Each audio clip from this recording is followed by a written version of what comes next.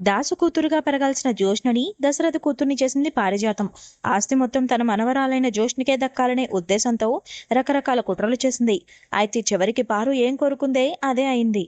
జోష్న చేతికి ఆస్తి వచ్చేసింది. అవుట్ హౌస్ నుంచి వెళ్ళిపోతానని చెప్పిన సూరజ్ తిరిగి ఆఫీస్లో దర్శనమివ్వడంతో మండిపడుతుంది జోష్న. ఈ రోజు ఆగస్టు 6 రాత్రి ప్రసారం కాబోయే కార్తీక దీపం సీరియల్ ఎపిసోడ్లో ఏమైందంటే, ఏంట్రా వెళ్ళిపోతానని చెప్పి మళ్ళీ వచ్చావు, మాట తప్పని చెప్పి తప్పావేంట్రా అని నిలదీస్తుంది జోష్న. దాంతో సూరజ్, నేను అవుట్ హౌస్లో ఉండను అని నీకు మాటిచ్చాను, ఇప్పుడు లేను, అప్పుడు మాట తప్పినట్లు ఎలా అవుతుంది అని అంటాడు. ఆఫీస్లో తగలడ్డావు కదరా అని అంటుంది జోష్న. నేను దీపగారికి అడ్వైజర్ని, ఇది నీకు సంబంధం లేని విషయం అని అంటాడు సూరజ్. నువ్వు నాతో మాట్లాడకూడదు, నన్ను చూడకూడదు అని జోష్న అంటుంది. అయితే కళ్ళు మూసుకుని ఇంట్లో కూర్చో అని అంటాడు సూరజ్. ఏంట్రా తెలివిగా మాట్లాడుతున్నానని అనుకుంటున్నావా అని జోష్న అంటే, తెలివైన వాళ్ళు తెలివిగానే మాట్లాడతారు, నీలా మాట్లాడరు అని కౌంటర్ ఇస్తాడు సూరజ్. సరే నా మొహం చూసి ఎందుకు మాట్లాడడం లేదు అని అంటుంది జోష్న. నాకు ఇష్టం లేదు అని అంటాడు సూరజ్. నిజం చెప్పు అని జోష్న నిలదీస్తుంది. నిజం చెప్పడానికి ధైర్యం ఉంటే చాలు, కానీ అబద్ధం చెప్పడానికి కారణాలుండాలి. కారణం చాలా విలువైనది జోష్న, ఆ విలువైన కారణాన్ని నీకోసం వేస్ట్ చేయను. నిజం కంటే అబద్ధం చాలా గొప్పది, దానిని నేను నీకోసం చెప్పను. నీ మొహం చూడాలనిపించడం లేదు, చూడట్లేదు అని అంటాడు సూరజ్. రేయ్ నువ్వు ఇంత సైలెంట్గా ఉన్నావంటే ఏదో గట్టిగానే ప్లాన్ చేశావు. నా గురించి ఎవరితోనూ చెప్పకపోవడం, తప్పించుకుని తిరగడం, ఇవన్నీ చూస్తే ఏదో ప్లాన్ చేశావు. ఏంట్రో చెప్పరా అని అంటుంది జోష్న. ఇంతలో శివన్నారాయణ పిలవడంతో, మా తాతయ్యతో ఏం చెప్తావు, నిజం చెప్తావా అని అంటుంది జోష్న. అబద్ధం మాత్రం చెప్పను అని అంటాడు సూరజ్. అంటే నిజం చెప్తావా అని జోష్న అంటే, నిజం కూడా చెప్పను అని తలతిక్కగా మాట్లాడి వెళ్ళిపోతాడు సూరజ్. దాంతో జోష్న పారిజాతానికి ఫోన్ చేసి వాడు ఆఫీస్కి వచ్చేశాడు అని చెబుతుంది. దాంతో పారు, నీ వల్లే వెళ్ళిపోయానని అందరికీ చెప్తున్నాడా అని అడుగుతుంది. లేదు, అసలు వాడి ప్రవర్తనే విచిత్రంగా ఉంది. రాత్రి ఏం జరగనట్లు, నేను కొట్టనట్లు, అసలు నేనెవరో తెలియనట్లు ప్రవర్తిస్తున్నాడు.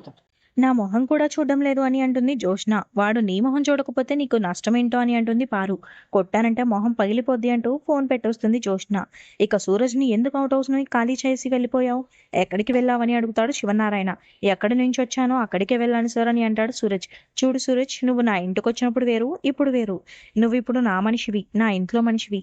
నా మనవడు కార్తీక్ అంటే నాకు చాలా ఇష్టం. వాడితో సమానమైన స్థానం నీకు ఇచ్చాను అంటే నీ స్థానం ఏంటో గుర్తుపెట్టుకో అని అంటాడు శివనారాయణ. నాకు అంత విలువైన స్థానం ఇచ్చినందుకు థ్యాంక్స్ సార్, కానీ విలువైన స్థానాలు ఎప్పటికీ శాశ్వతం కాదు. అతిథిలా వచ్చిన వాళ్ళు అతిథిలా వెళ్లాల్సిందే అని అంటాడు సూరజ్. నువ్వు అతిథివి కాదు సూరజ్ అని శివనారాయణ అనడంతో, అవసరానికి మించి దగ్గరకు తీసుకోవడం మంచితనం సార్, మీ మంచితనాన్ని నేను అవకాశంగా తీసుకోలేను అని అంటాడు సూరజ్. ఈ నిర్ణయం తీసుకోవడానికి కారణం ఎవరు, అవుట్ హౌస్ నుంచి వెళ్ళిపోతే ఆఫీస్లో అడగను అని అనుకున్నావా అని అంటాడు శివనారాయణ. నేను ఆఫీస్కి వచ్చింది అడ్వైజర్గా కంటిన్యూ చేయడానికి కాదు సార్, నాకు దీపగారిచ్చిన బ్యాలెన్స్ వర్క్ కంప్లీట్ చేసి వెళ్ళడానికి వచ్చాను. నాకు ఇక్కడ ఉండడం ఇష్టం లేదు సార్ అని అంటాడు సూరజ్. కారణం ఎవరూ కాదు సార్, నాకు నేనే కారణం అని అంటాడు సూరజ్. నా వల్ల ఏదైనా తప్పు జరిగిందా, నీ విషయంలో నేనేదైనా తప్పు చేశానా, లేదంటే నా వాళ్ళెవరైనా తప్పుగా ప్రవర్తించారా, చెప్తే సరిదిద్దుకుంటామని అంటాడు శివనారాయణ. దాంతో సూరజ్కి జోష్న చేసిన అవమానం గుర్తొస్తుంది, కానీ చెప్పడు. నా నిర్ణయాలు నా ఇష్ట ప్రకారమే జరుగుతాయి, ఏం లేదు సార్, ఉండాలని అనుకున్నా ఉన్నా, వెళ్ళాలని అనుకున్నా వెళ్తున్నా, దీపగారికి చెప్పేసి వెళ్ళొస్తా సార్ అంటూ అక్కడి నుంచి వెళ్ళిపోతాడు సూరజ్. దాంతో శివనారాయణ, వెళ్లే ముందు ఒక్క మాట విను, ఓసారి ఇంటికి వచ్చి వెళ్ళు అని అంటాడు. సారీ సార్, నేను రాలేను, ఏదైనా ఉంటే ఇక్కడే మాట్లాడండి అని అంటాడు సూరజ్. నా కోసం రా ప్లీజ్ అని బ్రతిమలాడతాడు శివనారాయణ. ఆలోచిస్తాను సార్ అని అక్కడ నుంచి వెళ్ళిపోతాడు సూరజ్. ఇక సూరజ్ ఆఫీస్ నుంచి వెళ్ళిపోతుంటే, నా మొహం ఎందుకు చూడట్లేదురా అంటూ వెంటబడుతుంది. ఇంతలో దీపా కార్తిక్లు వచ్చి జోష్నపై సెటైర్ వేస్తారు. ఏంటి సూరజ్ నీ వైపు చూడట్లేదని బాగా డిసప్పాయింట్ అయినట్టున్నావు, నీ మొహం చూస్తే అర్థమైపోతుందిలే మరదలా అని అంటాడు కార్తిక్. అలాగని నీతో చెప్పానా, కొందరు మన జీవితంలో నుంచి వెళ్ళిపోతే జీవితం హ్యాపీగా ఉంటుంది, సూరజ్ కూడా అలాంటి వాడే అని ఆవేశంగా అక్కడి నుంచి వెళ్ళిపోతుంది జోష్న. దాంతో కార్తీక్ జోష్నపైకి కోపం నటిస్తుంది, కానీ లోపల మాత్రం ప్రేమ ఉంది అని అంటాడు. కనిపిస్తుంది బావా అని అంటుంది దీప.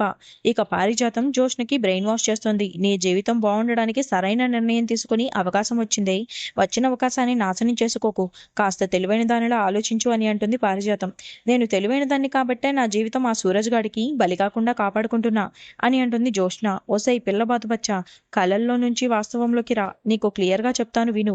ఆ సూరజ్ గాన్ని నీకు కట్టబెట్టకుండా ఇంట్లో వాళ్ళు వదిలిపెట్టరు. అసలు నీ బలహీనత ఏంటి, వాడి బలం ఏంటో చూస్తే మ్యాటర్ క్లియర్ అయిపోతుంది అంటూ బోర్డుపై స్కెచ్ వేస్తుంది పారిజాతం. తనతో సహా ఇంట్లో వాళ్ళంతా ఆ సూరజ్ గాడికి సపోర్ట్ చేస్తున్నారని, వాళ్ళే వాడి బలమని వాళ్ళ పేర్లన్నీ రాసి చూపిస్తుంది పారిజాతం. చూడు, నేను చెప్పేది నువ్వు బుర్ర పెట్టి ఆలోచిస్తే నీకు విషయం అర్థమవుతుంది. ఎందుకు చెప్తున్నానో నువ్వు దాసు కూతురివి. ఈ విషయం సూరజ్ గాడికి తెలియదు. దీపా కార్తిక్లకు తెలిసినా వాళ్ళు చెప్పరు. నీ పెళ్లి తర్వాత ఆస్తి మొత్తం నీ పేరు మీద రాస్తానని అన్నాడు మీ నాన్న. అది నీకు గుర్తుందా? ఈ పెళ్లి ముహూర్తం పెట్టగానే వాళ్ళంతా అదే పనిలో ఉంటారు. మెడలో 3 ముళ్ళు పడ్డాయో లేదో, ఆస్తి మొత్తం నీ సొంతం అవుతుంది. సూరజ్ అనాథ కాబట్టి వాడు ఇల్లరికం వస్తాడు. పెళ్ళైన తర్వాత కూడా ఈ ఇంట్లోనే ఉండొచ్చు. అప్పుడు కూడా నువ్వు ఆడిందే ఆట, పాడిందే పాట. నీకు నచ్చినట్లుండొచ్చు. పైగా నువ్వు ఈ పెళ్లికి ఒప్పుకుంటే మీ అమ్మ నిన్ను నెత్తిన పెట్టుకుంటుంది. ఆ సూరజ్ గాడికి నువ్వంటే ఇష్టమేనే, కానీ వాడు నీలాగే తిక్కలోడు. ఏదీ సరిగా చెప్పడు. వాడంటే నీకు ఇష్టం ఉన్నా నీ అహంకారం ఒప్పుకొనియడం లేదు. ఆఫీస్లో వాడు నిన్ను చూడకపోతే నువ్వెందుకు ఫీల్ అయిపోయావు? చూడట్లేదని ఎందుకు తప్పిస్తున్నావు? వాడు అందంలో కూడా నీకు సరైన జోడి. వాడిని నువ్వు పెళ్లి చేసుకుంటే ఈ రెస్టారెంట్స్ అన్ని వాడే నడుపుతాడు. అప్పుడు చక్రం నువ్వు తిప్పొచ్చు. ఇలాంటి అవకాశం కోసమేనే దాసు కూతుర్ని దశరథ కూతురుగా చేసింది. నువ్వు ఈ సంబంధం వద్దు అంటే వేరే సంబంధం చూస్తారు. అప్పుడు నువ్వు అత్తవారింటికి వెళ్ళాలి. నా మాట విని పెళ్లి కొప్పుకోవే అని చేతులు పట్టుకుని బ్రతిమలాడుతుంది పారిజాతం. అయితే జ్యోష్న మౌనంగా అక్కడి నుంచి వెళ్ళిపోతుంది.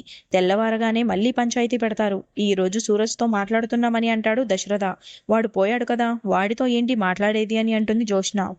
నీ పెళ్లి గురించి, నిన్ను పెళ్లి చేసుకోమని సూరజ్ని అడగబోతున్నామని అంటారు దశరథ సుమిత్రలు. సూరజ్ అనాథ అనే కదా వద్దంటున్నావు. నిన్ను పెళ్లి చేసుకుంటే మేము అత్తమామలం అవుతాం. అప్పుడు తను అనాథ కాదు అని సుమిత్ర అంటుంది. మీరెన్ను చెప్పినా నాకు ఇష్టం లేదు అని అంటుంది జ్యోష్న. నీ ఇష్టంతో మాకు పని లేదు. ఎందుకంటే నీ ఇష్టంపై నీకే క్లారిటీ లేదు. నీ ఈగో నీ ఇష్టాన్ని దహించేస్తుంది. నీకేం కావాలో నీకు తెలియదు. నీకేం ఇస్తే హ్యాపీగా ఉంటావో నీకంటే బాగా మాకే తెలుసు. అందుకే నీకు సూరజ్కి పెళ్లి చేయాలని ఫిక్స్ అయ్యాం. నీ అభిప్రాయంతో కూడా మాకు సంబంధం లేదు. మేం నిర్ణయం తీసేసుకున్నామని అంటుంది సుమిత్ర. ఇంతలో కార్తిక్ వచ్చి, ఇదిగో మావయ్య, మీరు చెప్పినట్లే వీలునామా రాయించా అని అంటాడు. అందులో ఏముందో అందరికీ చదివి వినిపించు అని అంటాడు దశరథ. దాంతో కార్తిక్ ఆ వీలునామా చదివి వినిపిస్తాడు. ఈ వీలునామా ప్రకారం సూరజ్ జ్యోష్న మెడలో తాళి కట్టిన మరుక్షణం ఈ ఆస్తి మొత్తం జ్యోష్నకే దక్కుతుంది అని చదువుతాడు కార్తిక్. వెంటనే పారిజాతం ఆ వీలునామా లాక్కొని చదువుతుంది. ఈ వీలునామా మార్చి రాయాల్సిన అవసరం ఏమొచ్చింది అని అంటాడు శివనారాయణ. నేనే రాయించా మామయ్య అని అంటుంది సుమిత్ర. అప్పుడు కార్తిక్ గొడవ చేస్తాడు కదా అని పారు అంటే, అలా ఇంతకు ముందు జరగలేదు, ఎప్పుడూ జరగదు. తాత ఆస్తిలో నాకు ఒక్క రూపాయి కూడా వద్దు. జ్యోష్న పెళ్లి చేసుకుని సంతోషంగా ఉంటే చాలు అని అంటాడు కార్తిక్. అది ఎప్పటికీ జరగదు అని అంటుంది జ్యోష్న. జరుగుతుంది. మేము ఆలోచించి ఈ నిర్ణయం తీసుకున్నాం.